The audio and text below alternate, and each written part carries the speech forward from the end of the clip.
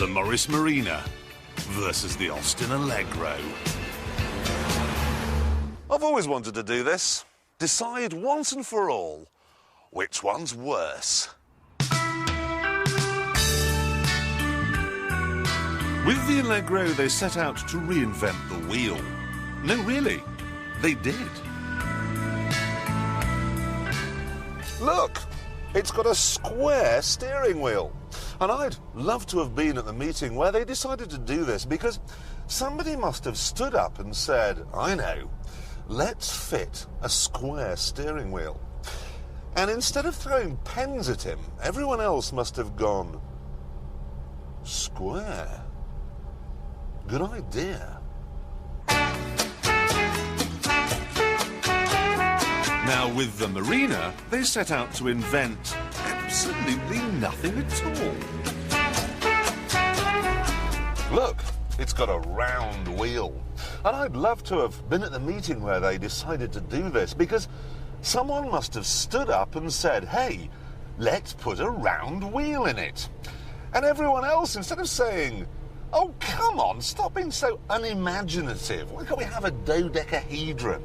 They all went, round. Good idea. This was the point. The Allegro was supposed to have been technically advanced, and the Marina wasn't. The Allegro was designed to take on the Alfa Sud and the Citroën GS. It was supposed to reflect the fact that we just joined the EEC. It was supposed to be European and chic, a sort of wheeled cappuccino. The Marina was designed not to take on the Alfa Sud or the Citroën GS. It was supposed to reflect the fact that 6 years earlier we'd won the World Cup. So thanks very much, but we don't want any of your nouvelle cuisine. We want steak and kidney pudding, thanks very much. And make sure it's cold and lumpy.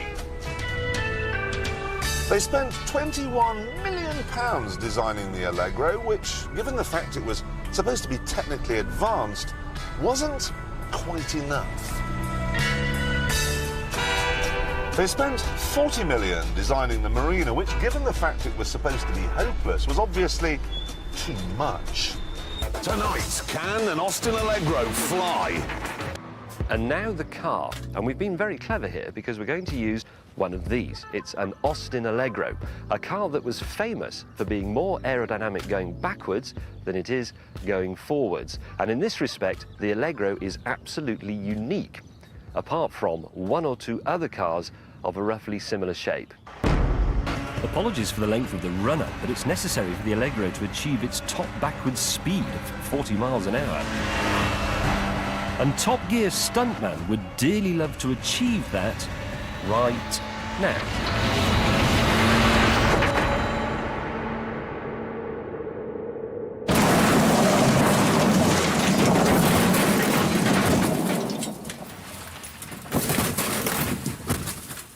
That was a little bit too short. But to be sure, let's see it again from several angles.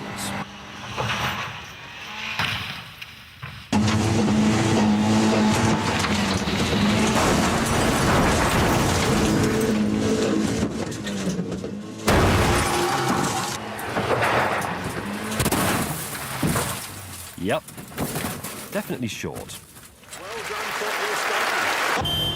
Guys, you know the producers always provide a backup car on these shoots in case one of our cars goes wrong. Yes. Have you seen what's coming up the middle lane on British plates right now? No, I've just seen it. I think I've seen it. Is it an Allegro? It is. Oh, you're joking. Why do you think the producer is making us go on the train to Jaipur? Honestly, I don't know. Why wouldn't he make us drive? I was quite happy with my Rolls Royce. I mean, there's nothing. It's just like it's a slightly dangerous road, but It's a bit unexpected. I think I know why. Why? Because he doesn't want to drive. Oh, that. I got you. He doesn't want to drive in the backup car. You know, it overheats, so you have to have the heater on full constantly. Yeah. I wouldn't want to drive that. No. In fact, our hill climb was... So the Allegro survived the night by the looks of things and is still with us with a very miserable looking producer at the helm. That serves him right for having no faith in these magnificent British cars that we've chosen. James? As night fell by the road connecting India and China. It's cars like this. It's secrets, dark secrets like this, lurking in people's pasts that creates serial killers and psychopaths. It's a bloody miracle I'm not one. It's not being short that makes me an angry man or being born in Birmingham. It's this, it's you.